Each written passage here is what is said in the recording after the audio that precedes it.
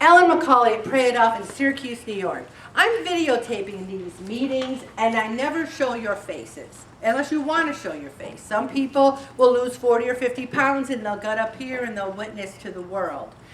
I do it because I will email you these videos or links to where you can find the videos. And I watch them every week. I do the meeting and I watch my own videos because guess what? I get a lot out of it. I'm a member. I'm a member, everybody. I'm not some 90-pound person up here that's going, you're doing really good. But I suggest, perhaps. All right. I'm not that person. I'm the one struggling right along with you. This next article, I'm going to ask you to save, which means don't recycle it. It means keep it at your house because I am going to talk about this every week until I'm done talking about it. It's called How to Change Your Life Starting Today. Not yesterday, not tomorrow, right now. So often we think, I was born fat, I grew up fat, they called me Ellen Bell in the watermelon, I'm going to die fat, they'll need an extra large coffin. That's what we think. But we can change. We're the only ones who can change ourselves. And guess how we can change? In an instant. When Bob and I quit smoking, he quit smoking in an instant. He said in 1997, I will never have another cigarette again. And he never did. In an instant. He changed a habit he had since he was 15 years old. We can change in an instant. I, on the other hand, quit smoking and never had another cigarette again, but I chewed nicotine gum for 22 years until I finally quit that. We can change in an instant, but without a positive attitude, without some self-confidence, and here's what else we need, a roadmap how to do it. I gave you the first cheat, God. Jesus cares about our weight, he cares about our health, he cares that my mother's dead, he cares that my kids are treating me like crap, he cares about everything. And we need to say, Jesus, I can't feel bad 24/7. I need your help. I don't want to be, sneaking Michelob Ultras in the garage so Bob doesn't see them. I really don't do that, Bob. But the thing is, we can only change ourselves. And I have 13 steps that we can use to change our life. And every week, we're going to talk about a different one of them. The first one I find very interesting. It's identify your purpose in life. Did I bring my purse out here, Bob? Oh, I wanted to say I had a quote on my PO Facebook page. It's right there. All right, never mind. That I was going to read you. But here, how often do you wake up in the morning and say, what's my purpose in life? What is my purpose in life? What am I here to do? If your purpose is your job, what do you do when you retire? You have no purpose? You sit in a lazy boy and die? If your purpose is your children, what do you do when they grow up and they move to Timbuktu? Do you sit in a lazy boy and die?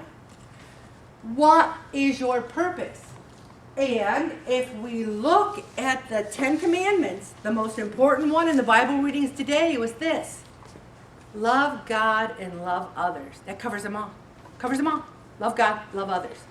If our purpose in life is to love God and love others, then we have to love ourselves right along with that because we need energy to love God and love others.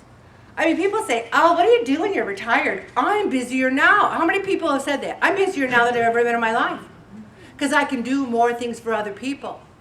I know 2 people who had a loss. I made sure to go to the calling hours. I made sure to go to the wake. I made sure to go to the funeral. I can be more available to people who need me. This group, I can be more available to all of you. Love God, love others. How can I best use my unique gifts to really have a good purpose in life? And what's interesting is, I had a job for the new people. I worked for the county in my last reiteration of my career for 13 years as a public information specialist. I met a lot of people, and I did a lot of what I consider good work. Well, just last week, 3 different organizations contacted me to be on their board of directors. Now, these are good organizations that help a lot of people. But I made a promise to Bob. He didn't ask me to promise him. I promised him because I knew I would keep it if I made the promise, that I was going to spend this next year working on Ellen McCauley. I want a good core. I want him to be able to do a dog and pony show. I want to get to a good weight. I can serve on boards of directors in the future at my best possible health. But that's what we have to do. We have to make ourselves a priority. And until we do, everything else is going to be more important. Everything else is going to be more important. And one of the things we're going to talk about soon, too, is overcoming our fears. I have a lot of fear of food. I don't go to the fair because I'm afraid of the food. I don't go to the Irish hoolie because I'm afraid of the beer. I don't go to the Irish fast because I'm afraid of the beer. I look at a buffet, and we never went to the buffet on the cruise. Never. We had there was restaurants, we did different things. The buffet, to me and Bob, was just a feeding frenzy. I mean, we walked by it, we saw what people were doing, and it wasn't pretty. It wasn't pretty. I'm talking 4 or 5 plates. Yeah. I mean, one person was joking, and I overheard him, they go, well, this is our 6th meal of today. We got back home, and we did not gain any weight on our cruise, and we had a fantastic time. So, and people will say to me, how was the food? I go, it was okay, but let me tell you about the Titanic Cemetery. Let me tell you about Peggy's Cove. Let me tell you, that's what time is for, to experience the world. Because we know what cherry pie and cake and macaroni and cheese, we know what those all taste like. And if we concentrate, I'm talking to myself too here. I'm not lecturing, I'm talking to myself too. We are in it for the adventures. Number 3 is create a vision board. I'm probably not going to spend a heck of a lot of time on this because in my experience, this group isn't going to create a vision board. I can barely get you to complete your food logs. I can't imagine you going home and cutting out a picture of Cheryl Teague circa 1980 and saying, that's what I want to look like. If you are the kind of person who wants to put together a visual vision board, God bless you. I can give you a checklist. I can tell you how to do it. But you know what I did? Instead of the vision board, I wrote a letter to my mother.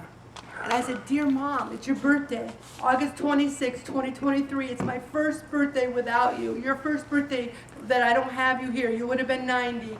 And here's what I want to do in your memory. And I talked about getting in shape. I talked about getting my body stronger. I talked about seeing the world so she could see it through my eyes in heaven. Write that kind of vision board. Write a letter to your grandchildren saying, here I am at your high school graduation, honey. I told you I could do it. Here I am at your wedding. Write what the vision of your life is, and then you could maybe walk away from the extra helpings. Set your goals. You have to have goals. If you don't have them, how can you achieve them? If you don't write down goals, then how can you achieve them? Bob and I got together today, and we set up a battle plan that I wrote down. He's got goals for his health. I've got goals. Bob likes to do, he's a man. He likes to do the machines and lift the weights and all those kinds of things. I like to do the classes. I want a teacher up there. I want to do those things, you know. Maybe I'll go to the machines one day, but for now, I like the classes. So we talked about what we wanted to weigh, what we wanted to do, what we wanted to cook. I didn't do a heck of a lot of cooking when I worked full time and did pray it off and we had the kids and everything. Bob likes to cook. But now I'm making some specialties. Tomorrow, one that we just had was a turkey taco meatloaf in the crock pot. It was so moist, it was so delicious. I'll bring in that recipe. And then I didn't think I liked cooked carrots, We need to put our big girl panties on sometimes and say, what's wrong with cooked carrots, Ellen? Maybe you didn't like carrots when you were a kid because it was a can of peas and carrots that tasted like crap. We went to the vegetable fruit market, got fresh carrots. They were to die for. They were delicious. We need to try different things. The next thing we're going to talk about is control your thoughts. Our thoughts, here's where you lose weight, right here, right here. There's so many people who said to me, I'm not coming tonight, Ellen, because I just can't wrap my head around losing weight. I said, you will come. You will be there. And we will wrap our heads around losing weight together. If it's not tonight, maybe it's next week. So am I supposed to say, oh, I gained some weight, I'm disbanding, pry it off? No, instead I say, I've gained some weight, let's get it off together. Control our thoughts. One thing that was good about yoga was at the very end, there was this whole thing of deep breathing and all this kind of like, meditation type thing. I really liked it. Meditation and I have never been really good friends because my mind, boo, boo, boo, boo. Is there anyone else who has trouble meditating besides me? Oh, lots of people. We're going to talk about that this session. We're also going to talk about believing in ourselves. It's the law of attraction. On December 21st, we will have awards for session 30. Right now, I want you to close your eyes. I want you to say, Ellen is giving out the awards for the session, the hero of the session. She's going to say my name, and I'm going to walk up. And it'll be like chariots of fire.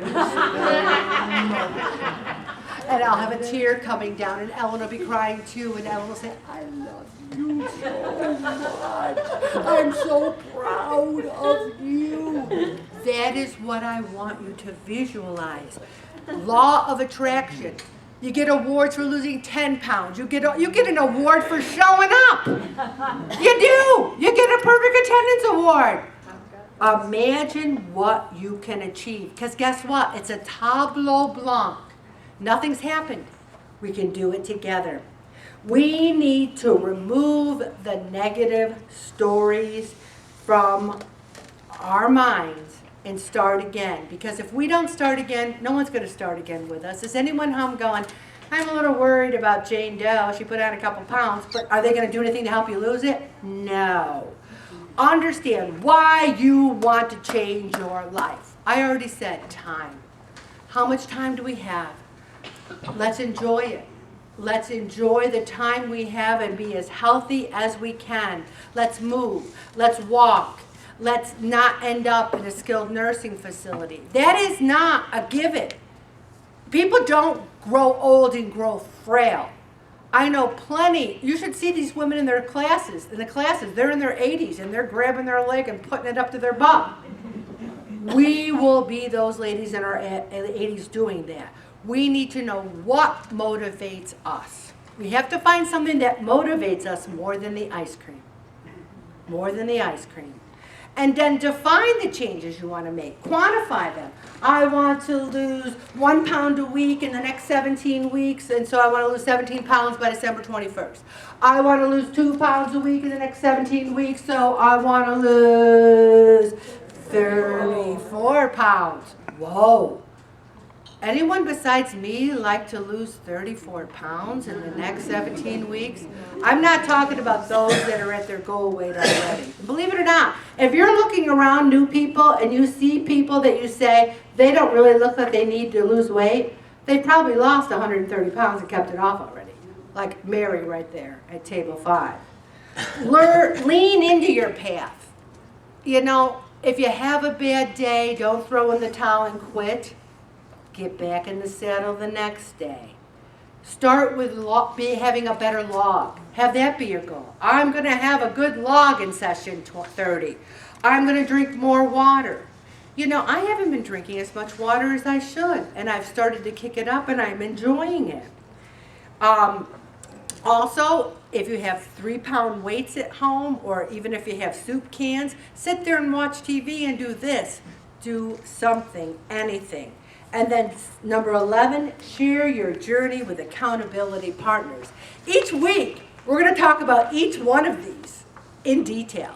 I'm going to have other articles. We're going to talk about them more. Your accountability partners are at your table. Make sure you know their names. Bob, Bob, Bob, Bob, Cindy, Cindy, Cindy, Cindy. Know their names. Also, be accountable to each other. Say to your table mates, okay, let's lose a pound by next week, and then next week, see who lost a pound, and if someone didn't lose a pound, you can say, well, you know, I understand and everything, but let's see your food log. Share your food log with your table mates. And they'll say, whoa, you had ice cream 5 days. No wonder you didn't lose a pound. If you are honest, and I say to people, this is a Catholic weight loss group. Do you want to go to confession and really say, Father Mano, I have sinned. I lied on my food log and pray it off? Do you know how many times he tells me he heard that sin? He never did, but I'm sure he thought it. I'm sure he thought it. Also, we need to be accountable to our family members, because sometimes our family members are our worst enemies. Let's say you have a spouse who's a skinny mini and can eat anything, and they want you to have ice cream every night. You say, honey, you can have ice cream. I'm going to have Smart Pop, half a bag, it's 75 calories. Have something if you need it. Keep pushing yourself to learn and grow. Bob and I are watching documentaries. I'm seeing the nutritionist. We join gyms. You know, there is a personal trainer there, and I was going to hire him, but then I thought, let me get in better shape before he starts having me do a dog and pony. What is it called again? Downward dog. Downward dog. Because I'm not doing no stinking downward dog. I'm also still going to physical therapy. And guess what? My L1 compression fracture is completely healed. And what's bothering me now is I'm a tall girl who's getting older, and my spine's slipping a little. So I have arthritis in my lower spine. So it's nothing to do with my L1 compression fracture. So I'm going to go in for a nerve block, and there's probably people out there going, don't do that, Ellen. So call me and tell me why I shouldn't do it. But I have friends who thought it worked really well. Also, live in the moment. Don't think about all the mistakes we ever made in our entire life. And there's people who will want to tell you about every mistake you made in your entire life. And you walk away from the negativity.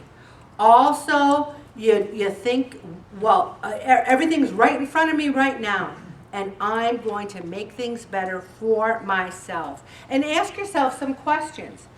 Where will I be in 5 years if I keep heading in this direction? If we keep gaining weight, will we get adult onset diabetes? Will we get high blood pressure? Am I living a physically, mentally, spiritual, healthy lifestyle? Am I living with a positive outlook and a passion for life? A lot of people don't have a heck of a lot of passion. I walk into the nail studio, I'm like, hey, everybody, how you doing? They're like, huh?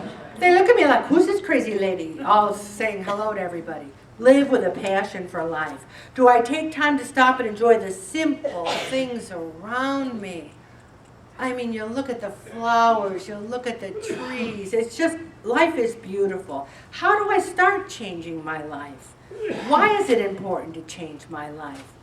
And then, what does the Bible say about how to find a purpose in life?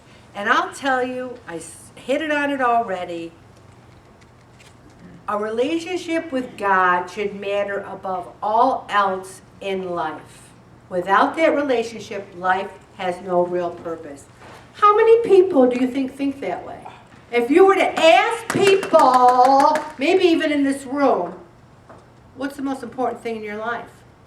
Would they say my relationship with God, my relationship with my Lord and Savior Jesus Christ? Think about that.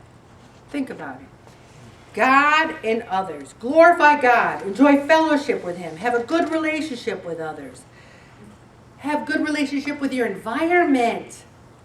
Recycle. Take care of things. Downsize. People said, oh, did you have a good garage sale summer? I go, I hardly went to any. I went to a couple. And I got healthy cookbooks that I could share with the group. I feel there's too much stuff. I want to downsize my stuff. No one wants to go through my stuff. No one cares about my stuff.